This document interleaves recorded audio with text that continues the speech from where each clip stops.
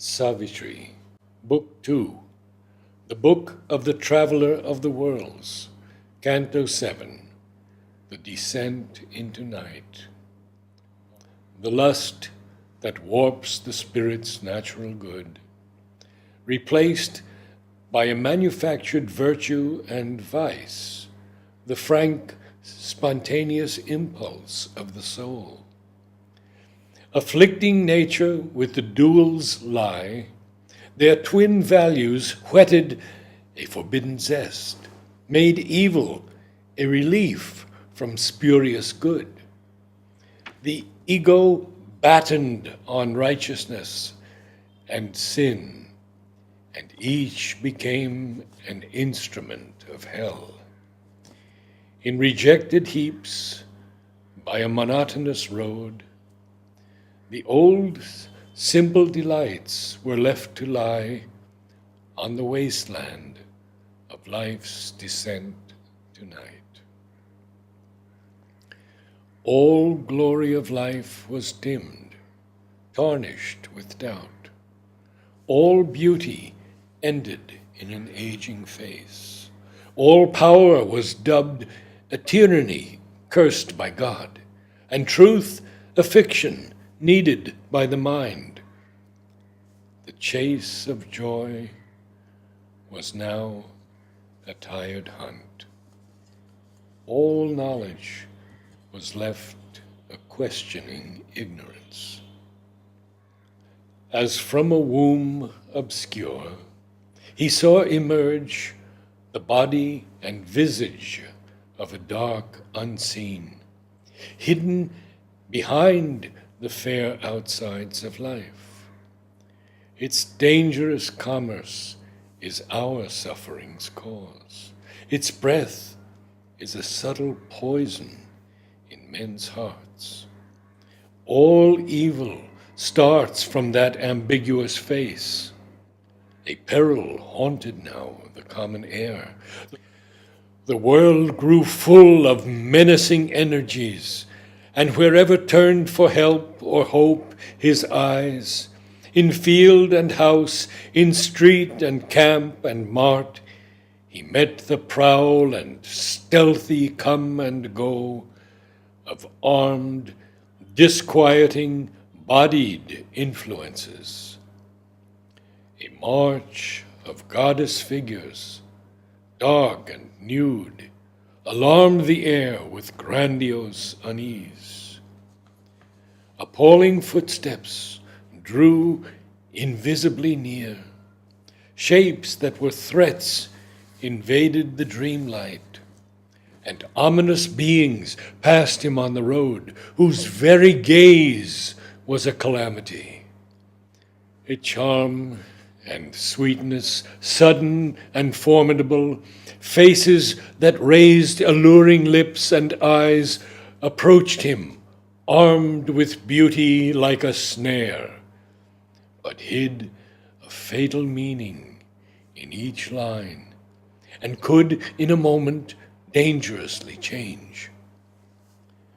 But he alone discerned that screened attack. A veil upon the inner vision lay. A force was there that hid its dreadful steps. All was belied, yet thought itself the truth. All were beset, but knew not of the siege. For none could see the authors of their fall. Aware of some dark wisdom still withheld, that was the seal and warrant of this strength, he followed the track of dim, tremendous steps, returning to the night from which they came. A tract he reached, unbuilt and owned by none. There all could enter, but none stay for long.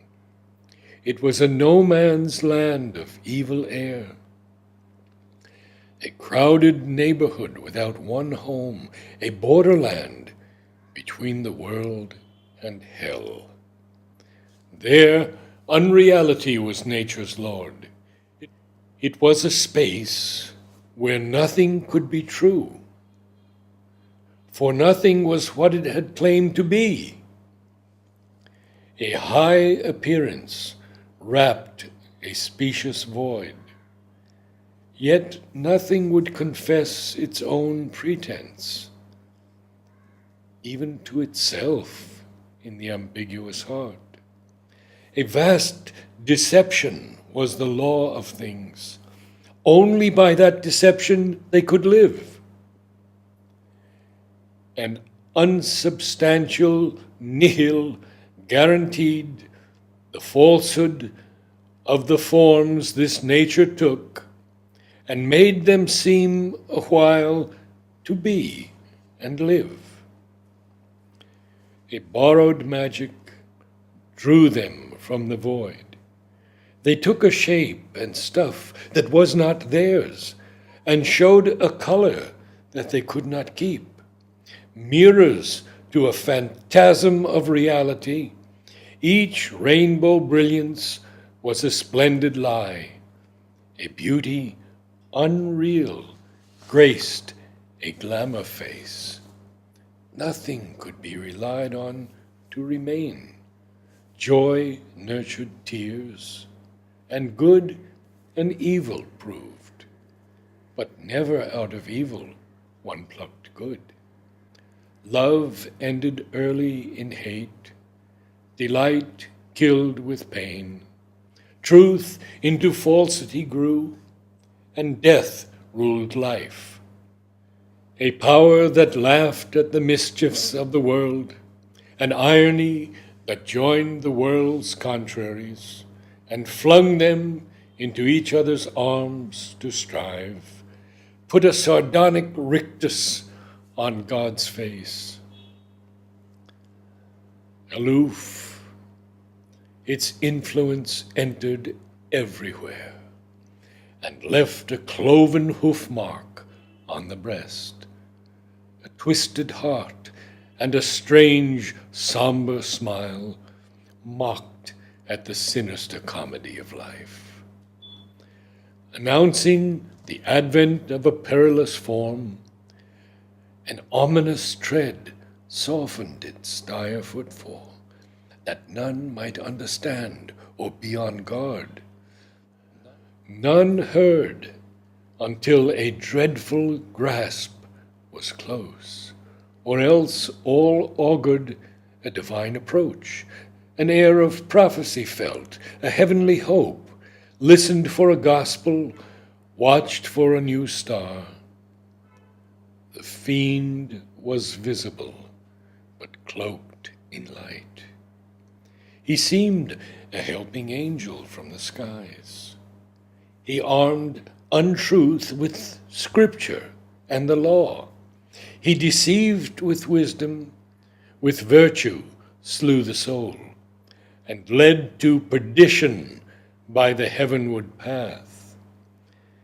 A lavish sense he gave of power and joy, and when arose the warning from within, he reassured the ear with dulcet tones, or took the mind captive in its own net. His rigorous logic made the false seem true. Amazing the elect with holy law, he spoke as with the very voice of God. The air was full of treachery and ruse. Truth speaking was a stratagem in that place. Ambush lurked in a smile, and peril made safety its cover, trust its entry's gate. Falsehood came laughing with the eyes of truth. Each friend might turn an enemy or spy. The hand one clasped ensleeved a dagger's stab, and an embrace could be doom's iron cage.